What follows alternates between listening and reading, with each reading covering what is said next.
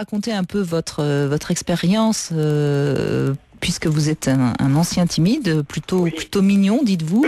Alors à la radio, on ne peut que vous croire.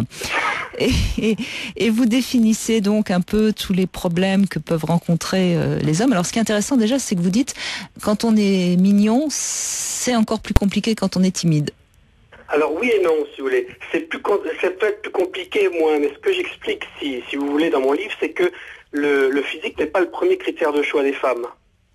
Donc souvent, on se dit, tiens, lui, il est mignon, donc il n'a pas de problème avec les filles. Alors que pour moi, après l'analyse que j'ai faite donc de mon problème avec les femmes pendant donc plus de 20 ans, c'est que manifestement, leur choix déterminant n'était pas le physique. Mais qu'aussi, dans un deuxième temps, même pour les femmes qui sont un petit peu entreprenantes, il est vrai que le physique peut aussi être un facteur de barrage parce qu'il va intimider les femmes. Mmh.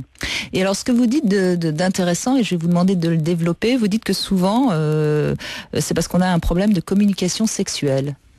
Oui, alors tout à fait. Ben oui, disons que pour moi les hommes et les femmes ont une communication sexuelle différente avec des attentes différentes.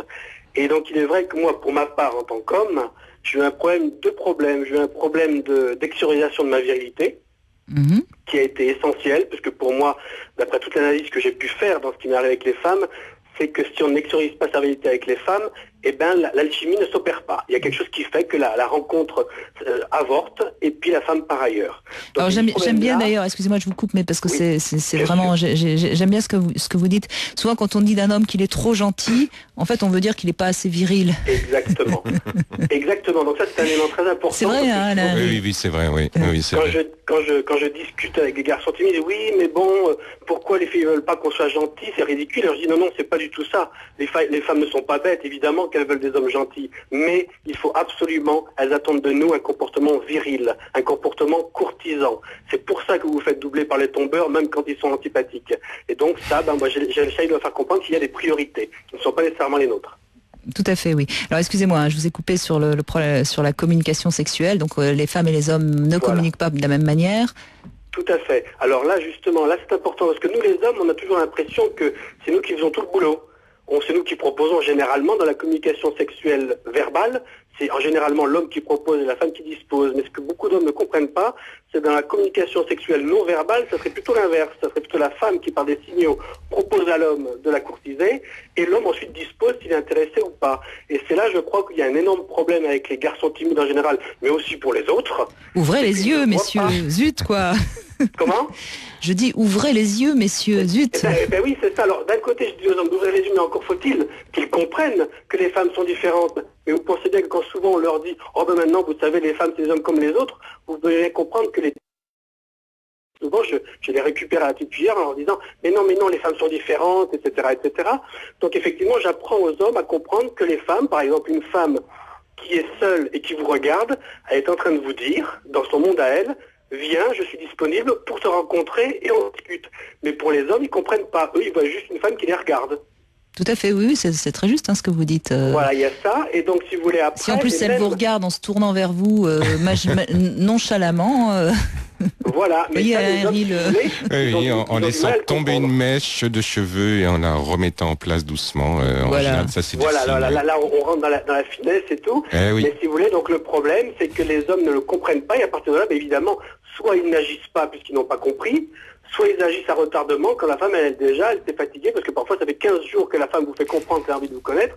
Le jour où vous vous réveillez, elle vous dit, bon ben c'est bon maintenant, je suis fatiguée, je vais ailleurs. Il y en a un autre, très important. Il y en a un autre qu'elle a mis dans son filet. Malheureusement, oui, les femmes n'attendent pas que nous. Si elles sont un petit peu amoureuses, elles vont attendre un petit peu. Les femmes ne sont pas cruelles à ce point-là, mais elles attendront un petit peu. Et après, elles s'en iront voir ailleurs. Mais c'est un peu comme nous, quand une femme nous rejette une fois, deux fois, trois fois, on part ailleurs.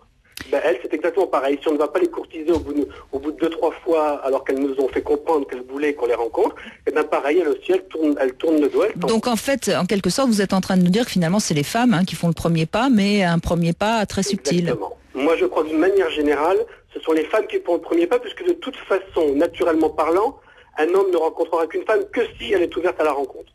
Donc de toute façon, dès le départ, naturellement parlant, il n'a pas le choix, il doit attendre l'ouverture de la femme. Tout ce qu'il peut faire éventuellement, c'est aller proposer à une femme de la courtiser qui n'est pas ouverte à ça. mais c'est tout ce qu'il peut faire. Mais de toute façon, la rencontre ne se fera que si la femme dit « Ok, je suis d'accord ». Donc, il faut que les hommes comprennent que les femmes ont une communication sexuelle différente et qu'elles, c'est par le regard, par le sourire, par un petit signe qu'elles vous disent « Viens me voir et on discute ». Mais qu'ils n'attendent surtout pas, et ça je le répète continuellement avec les timides, vous ne pouvez pas déléguer votre virilité aux femmes, c'est vous qui devez aller voir la femme et la courtiser. Alors Jean-Paul Benglia, on l'a compris, hein, c'est un livre bourré de votre propre expérience. Aujourd'hui vous faites du coaching, etc. Ça s'appelle Sexe, amour et timidité, c'est aux éditions Tatamis. Vous êtes d'accord, Alain Héril, avec ce que nous a dit Jean-Paul Benglia? Oui, tout à fait. Ce que je trouve très intéressant, c'est ce lien avec le langage non verbal, parce que c'est vrai qu'on n'insiste pas beaucoup dessus et qu'on n'aide pas beaucoup les hommes non plus à décrypter, si je puis dire, ou en tout cas à être sensible à ce message non verbal, qu'ils viennent des femmes ou qu'ils viennent aussi d'eux également, hein, parce que les hommes ont aussi un message non verbal. Mais ça, c'est typiquement masculin, hein, de donner tout le pouvoir au verbe, à la parole, à ce qui est dit, à ce qui est visible. Mais ça, c'est lié aussi aux anatomies masculines. Mais je crois que là, le fait d'arriver à percevoir qu'il y a chez l'autre quelque chose qui se dit mais qui ne se montre pas, c'est rentrer aussi dans la subtilité des rapports, et c'est ce qui fait aussi la richesse des relations hommes-femmes, bien entendu. En tout cas, oui, allez-y, je vous en prie. Oui, il y a aussi un phénomène aussi qu'il faut qu'on prenne conscience, c'est que le pouvoir d'attraction, qui est le pouvoir essentiel des femmes, se voit moins que le pouvoir d'action des hommes. Tout à fait. C'est très important de prendre cette balance en compte pour pouvoir comprendre la base de l'interaction homme-femme. Eh bien, en tout cas, Jean-Paul Benglia, on a la preuve qu'un timide, ça peut se soigner et ça peut guérir. Merci.